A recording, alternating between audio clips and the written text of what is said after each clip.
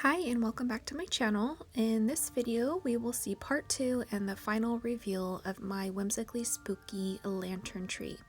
Previously in part 1 I made the lantern portion for my tree, which you will see here.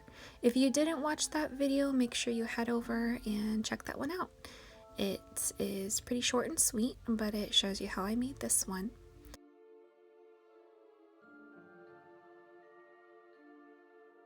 So in part 2, you will see me take my floor lamp and turn it into a whimsically spooky tree with a whole bunch of trash that I've hoarded and collected. I will start with the pool noodle. I had this for a different project, but I decided this was going to be good to use around the base of the lamp. That way it gave all the rest of my trash something to adhere to so I could bulk out the trunk of the tree. So what I'm doing here is I'm just taking various pieces of scrap fabric from some of my little ones' clothes that were just not donatable. So I was able to cut those into pieces and then put some tape around them and just glue them to the trunk of the tree. And I'm just having fun with this part.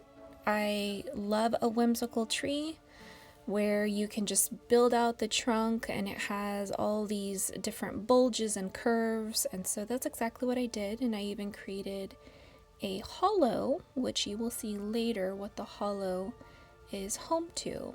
So I just took all of my caps, every single cap, lid, just anything I had. I even took some cardboard pieces that I cut up and I folded those and then wrapped those also in tape. So there is my trash tree. So once all that's glued on, I then wrap everything in tape. You know, as you've heard in previous videos, tape is my friend. So everything got a good base taping, and then I am going to go in with some paper mache, which you've seen me do this in my previous videos. Just some watered down glue mixture and some, I'm just using some bamboo tissue squares here and just watering it all down. And then here's everything covered. I did leave it overnight to dry so it could be prepped for our next stage.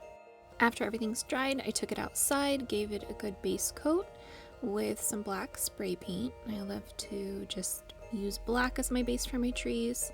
So before I get started on the bark, I am going to build out the volume of the branches. I wanted to add more branches.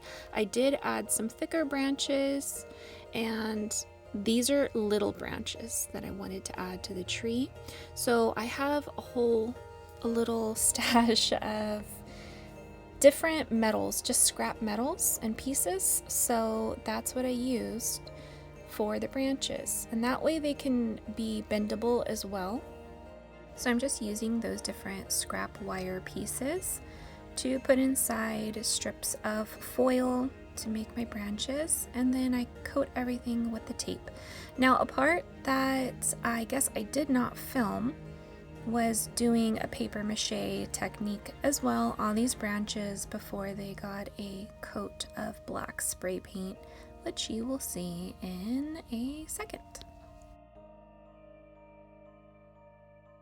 Now that those are dried, I adhere those to the tree off camera, and now I'm getting started on the bark.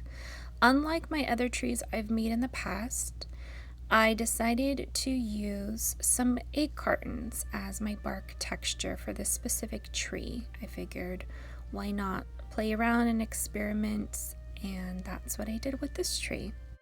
Unlike the other trees I've made previously, even the whimsical tree that I have a video of, I created the bark with what I call a paper patty.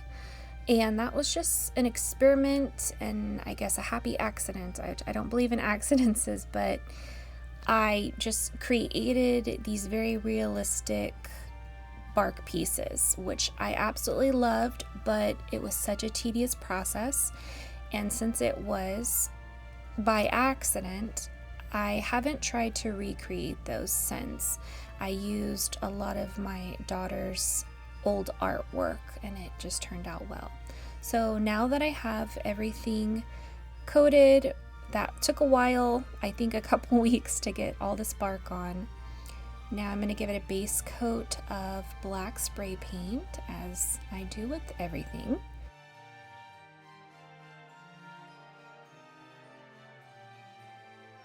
Now I'm going to go in with various brown spray paints and just spray the tree. I like to have a base coat of black, that way the grooves of the tree, the bark, can show through as a deeper color. But here is everything all on and looking good. Now we're gonna work on the little owl. This little guy I painted and he went in the hollow, and you will get to see him momentarily with the reveal. And here she is. Now the wooden base is not a part of her structure. I am in the process of making a base for her to prop up on, just so she's a little bit more stable on our carpet. And here is our sweet little owl. He's so cute in his new home. And I adorned a lot of the bark with some moss because I love mossy trees.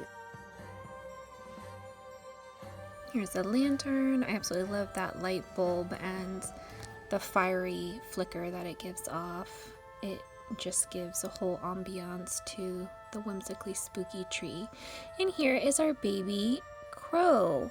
I did purchase her online, and I made that little witchy patchwork hat for her and adorned her little neck with a key that my little one gifted me. The hat is a sentimental piece because certain bits of fabric, recycled fabric, were from my husband's shirts and my little one's clothes. So I think that turned out quite cute. This is just a close-up look at all of the texture of the bark. I did go ahead and add some Spanish moss as well. I thought that gave the tree an even spookier look, having that dangling down. But I love all of the texture. This tree was so much fun to make. Thank you all for joining me and watching me create this whimsically spooky tree lantern. I hope you all enjoyed it. I know I just love it being finished now, and I love what it looks like in our living room. Here's a still image of it, a full-length image. If you want to see more creations, then make sure you subscribe, and I will see you guys soon. Bye-bye.